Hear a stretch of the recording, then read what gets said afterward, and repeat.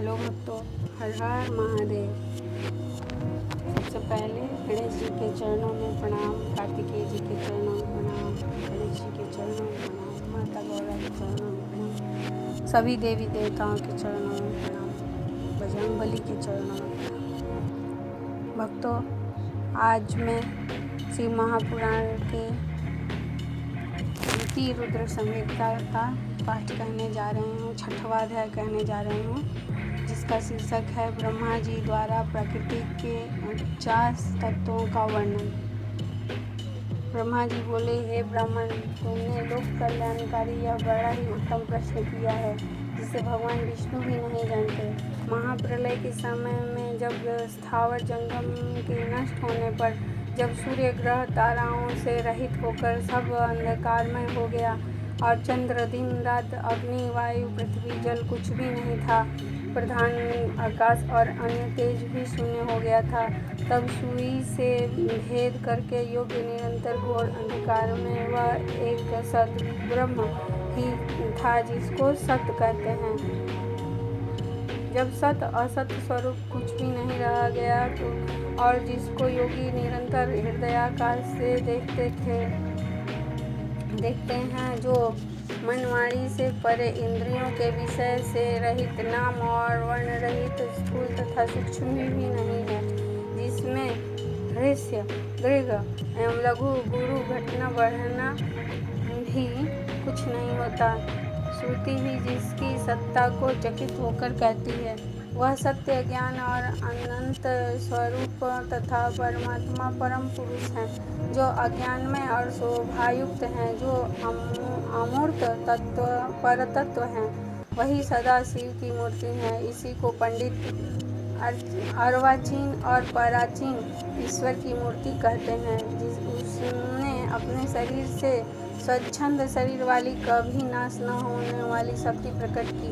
वही प्रधान प्रकृति, वही गुणवती माया और वही विकार से रहित बुद्धि तत्व जननी माता कहलाई। वही शक्ति अंबिका, प्रकृति संपूर्ण लोकों की ईश्वरी, त्रिदेवों की माता, नित्या और मूल कारण कही गई, जिसका 8 भुजाएं हैं और जो विचित्र मुख वाली तथा शुभ्रा है, अचिंत्य तेज से युक्त, सबको उत्पन्न करने वाली, अकेले ही वह माया संयोग से अनेक प्रकार की हो जाती हैं, और शिव शंकर, जिसका कोई ईश्वर नहीं है, वही पर पुरुष ईश्वर हो, जो सिर पर गंगा को धारण किए, ललाट पर चंद्रमा धारण किए और 3 नेत्र वाले हैं, जिनके 5 मुख और 10 भुजाएं हैं, जो त्रिशूलधारी, प्रसन्नचित्त, कपूर के समान और गौर शरीर एवं भस्म लगाए और काल स्वरूप भगवान है।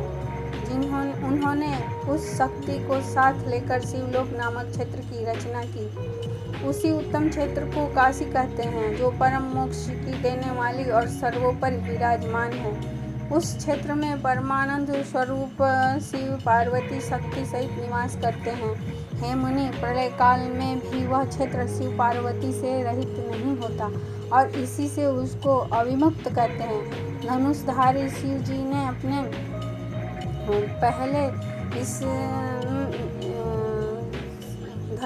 शिव जी ने पहले इसमें एक आनंदवन बनवाया था।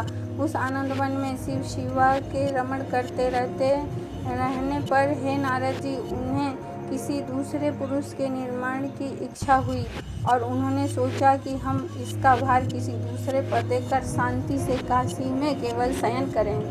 इस प्रकार निश्चय कर उनके दक्षिण के 10वें अंश में सुधारूप आशव का व्यापार किया, जिससे त्रिलोकी में एक सुंदर पुरुष का आविर्भाव हुआ, जो शांति और सत्व गुण से युक्त एवं गंभीरता से सागर के समान था। तब उस अजय पुरुष ने प्रकट होकर परमेश्वर शंभु को प्रणाम कर कहा कि हे स्वामी, मेरा नाम कहकर मेरे कर्मों को भी तो बताइए। यह सुनकर प्रभु शिव जी हंसकर बोले कि सर्वत्र व्यापक होने से जगत में तुम्हारा विष्णु नाम प्रसिद्ध होगा, तथा भक्तों को सुख देने वाले तुम्हारे और भी बहुत से नाम होंगे, परंतु परम कार्य साधन के लिए दृढ़ता से तप करो। ऐसा कहकर वह शंकर जी ने अपने श्वास मार्ग से वेदों को भेद दिया।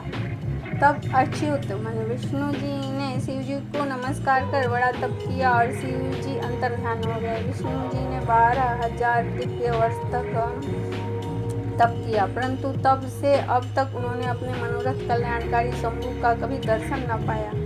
तब उन्हें इसकी चिंता हुई तो शिव जी ने यह शुभवाणी उत्पन्न की कि तुम अपने संशय को दूर करने के लिए फिर तप करो। विष्णु जी ने फिर बहुत दिन तक घोर तप किया। तब शिव जी की माया से विष्णु जी के शरीर से अनेक प्रकार की जलधाराएं निकली और वह सब जल शून्य में व्याप्त होकर फिर ब्रह्मरूप हो गया, जिसके स्पर्श से पाप नाश होते हैं। फिर तो वे पुरुष विष्णु जी थक कर प्रसन्नता से बहुत काल तक मोहित हुए और स्वयं ही उस जल पर सो गए। उसी समय उनका श्रुति स्तंभ नारायण नाम भी हुआ और प्रकृति पुरुष के बिना उस समय कुछ भी नहीं था। उसी समय में उस महात्मा ने सब तत्वों की उत्पत्ति की, फिर उनका विस्तार हुआ। पहले प्रकृति से महान और महान से 3 उत्पन्न गुण हुए, फिर उससे 3 गुण और भेद वाले अहंकार उत्पन्न हुए।